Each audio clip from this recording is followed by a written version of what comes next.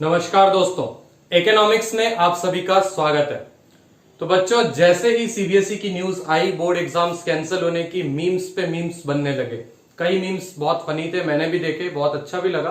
But अब एक question ये भी अराइज होता है कि कई बच्चे ऐसे थे जो 5 के 5 एग्जाम्स दे चुके थे और उन बच्चों को अब इस तरह से फील हो रहा है कि हमने एग्जाम्स दिए, कहीं ऐसा तो नहीं कि हमारे मार्क्स कम आ रहे हैं। हमारे मार्क्स ओरिजिनली पेपर के बेस पे चेक हो रहे हैं और जो एग्जाम्स नहीं दे पाए उनके एवरेज के बेसिस पे होगा जो 4th या 5th पेपर है, और उनके मार्क्स शायद बढ़ जाएं। तो ऐसे में कौन सा, क्या ये जस्टिस होगा या नहीं होगा? तो बच्चों, जहां तक हमारा एक्सपीरियंस है या जहां तक हमें जो अभी तक इंफॉर्मेशन है, तो इस साल शायद सीबीएसई अपनी हिडन मॉडरेशन पॉलिसी लागू करके इन सभी के मार्क्स को ऑन एन एवरेज बढ़ाए। यानी जिन बच्चों ने एग्जाम्स दिए हैं वो भी, और जो बच्चे अभी नहीं दे पाए एग्जाम्स वो भी, एक हिडन मॉडरेशन पॉलिसी लागू करके शायद जो चेकिंग का लेवल है वो दोनों ही टाइप के बच्चों का बराबर करे। तो आप लोगों को बिल्कुल भी निराश होने की जरूरत नहीं है। जो भी बच्चे 5 एग्जाम्स दे चुके हैं, बिल्कुल भी उनको निराश होने की जरूरत नहीं है। ऐसा सब पॉसिबल है, बट अभी हम उस चीज पे कंफर्मेशन नहीं दे सकते। ये इसलिए है क्योंकि सीबीएसई अपनी हिडन मॉडरेशन पॉलिसी के बारे में किसी को नहीं बताएगी। सिर्फ सीबीएसई के कुछ ऑफिशियल्स को पता होता है और कुछ टीचर्स को पता हो सकता है। बट ऐसा हम बात करें तो हिडन मॉडरेशन पॉलिसी का तो टीचर्स क्या, जो कॉपी चेक करने वाले टीचर्स हैं, इन्विजिलेटर्स है वगैरह हैं, जो उनको किसी को भी नहीं पता होगा। अब बात करें मॉडरेशन पॉलिसी क्या होती है और किस तरह से ये वर्क करती है।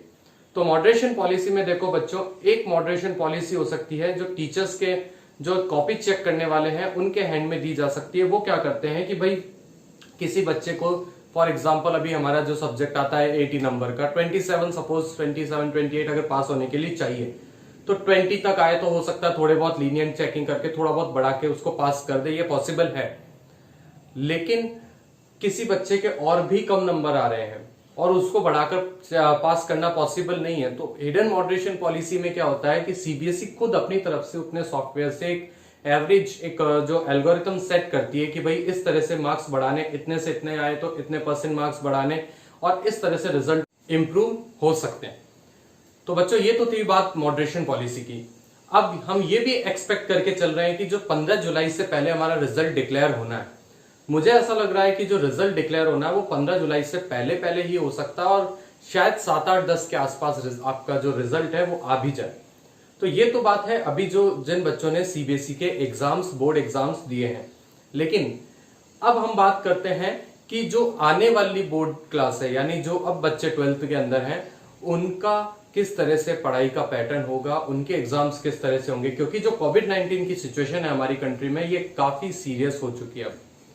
अब इतना तेजी से कोरोना फैल रहा है कि हम ये तो मान के चल सकते हैं कि अभी नियर फ्यूचर में 1-2 महीने में स्कूल्स, कॉलेजेस वगैरह खोलना इम्पॉसिबल सा लग रहा है, पॉसिबल नहीं है। चाहे वो कोई सा भी स्टेट हो, मैं ये बात नहीं करता, क्योंकि ऐसा भी है कि कई स्टेट्स में कोरोना कम है। जहां मैं रह रहा हूं वहां भी कोरोना थोड़ा कम है, लेकिन फिर भी अगर हम बात करें एजुकेशन, तो एजुकेशन तो हम बात करें स्टेट और सेंट्रल दोनों के हाथों में। तो अब ये स्कूल्स खुलेंगे या नहीं खुलेंगे, और खास तौर पे जैसे एक एरिया के अगर स्कूल खुल गए, दूसरे एरिया के स्कूल नहीं खुल रहे, तो ऐसा तो हो नहीं सकता कि भाई सभी को सिलेबस उतना ही दे दिया जाए। तो अब क्या हो सकता है, इसमें क्या एक्सपेक्टेशंस है, उसकी बात हम लोग करते हैं। तो बच्चों, 2021 में अभी सीबीएसई के जनरल बॉडी मीटिंग हुई है, और जनरल बॉडी मीटिंग का हमारे सोर्सेस से हमें इतना पता चला है कि जनरल बॉडी मीटिंग में कुछ इस तरह से प्रपोजल्स आए हैं कि जो सिलेबस है 9th to 12th का, वो 9th to 12th का सिलेबस 33% रिड्यूस कर दिया जाएगा। 9th to 12th का जो सिलेबस है वो शायद 33% रिड्यूस कर दिया जाए, और जो 1st to 8th का सिलेबस है उसे स्कूल्स पे छोड़ दिया जाएगा। उसे हो सकता है थोड़ा कम भी कर दे, बट उसे स्कूल्स के ऊपर छोड़ दिया जाएगा कि आप उसमें से कितना करवाना चाहते हैं। अब 33% रिडक्शन की बात करें तो 33% रिडक्शन में भी 2 टाइप के प्रपोजल्स, एक तो है कि पूरी तरह से सिलेबस से हट जाए, और एक इस तरह की भी न्यूज सामने आ रही है कि हो सकता है कि सिलेबस में रहे वो चैप्टर्स या वो टॉपिक्स और उन्हें पढ़ाया भी जाए, लेकिन उन्हें बोर्ड एग्जाम्स के पर्पज से कंसीडर नहीं किया जाए। तो ऐसा अभी कुछ भी, इसमें भी हम बात करें, अगर ऑफिशियल सीबीएसई ने अभी तक कोई नोटिफिकेशन नहीं निकाला, बट वो जल्दी एक्सपेक्ट हम लोग कर सकते हैं कि सीबीएसई का जो सिलेबस है उसका रिडक्शन जो होगा और नया करिकुलम जो आएगा उसका जल्दी ही नोटिफिकेशन आ जाए। और साथ साथ में एक और बड़ी खबर हमारे सामने आ रही है। वो बड़ी खबर क्या है? वो बड़ी खबर है हमारे सामने कि जो अगले साल जो बोर्ड होने वाले हैं, हमारे 12th बोर्ड जो 2021 होने वाला है, उसमें 50% क्वेश्चंस होंगे हमारे ऑब्जेक्टिव, यानी 50% क्वेश्चंस हमारे ऑब्जेक्टिव 1 मार्कर्स और बाकी का 50% जो है वो होगा हमारा जैसा भी हम पेपर्स देते हैं डिस्क्रिप्टिव पेपर होगा।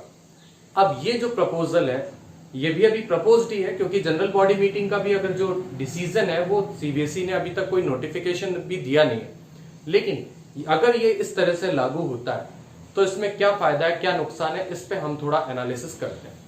तो अगर 50% सिलेबस हमारा ऑब्जेक्टिव आता है तो ये पास होने के लिए तो बहुत ज्यादा मदद मिलेगी बच्चों को, क्योंकि ऑब्जेक्टिव क्वेश्चंस में बच्चों एक तो टाइम कम लगता है, दूसरी चीज कई ऑब्जेक्टिव क्वेश्चंस इतने इजी होते हैं कि अगर उस टॉपिक का हमें हल्का फुल्का भी आइडिया हो तो वो उन्हें हम जल्दी से सॉल्व कर सकते हैं।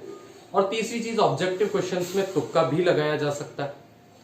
लेकिन ऑब्जेक्टिव क्वेश्चंस का एक नेगेटिव पॉइंट भी है, वो ये है कि बच्चों कई ऑब्जेक्टिव क्वेश्चंस उतने कॉन्सेप्चुअल होते हैं कि अगर उस चीज के बारे में हमें थोड़ा डिस्क्रिप्शन लिखने को बोल दिया जाए तो हम थोड़ा सा बड़ा चढ़ा के लिख सकते हैं, बट वो ऑब्जेक्टिव क्वेश्चंस को सॉल्व करना हमारे लिए थोड़ा मुश्किल हो जाता है और उनमें हाई कॉन्सेप्चुअल नॉलेज की भी जरूरत होती है।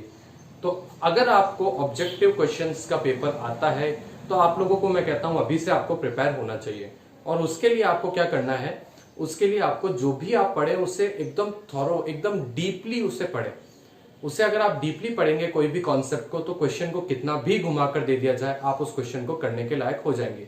किसी भी कॉन्सेप्ट को रटिए मत, उस कॉन्सेप्ट को समझिए, उसे डीपली पढ़िए, उसे एनालिसिस करिए, उसके क्वेश्चन सॉल्व करिए, तब आप ऑब्जेक्टिव के लिए एकदम अच्छे से प्रिपेयर हो जाएंगे।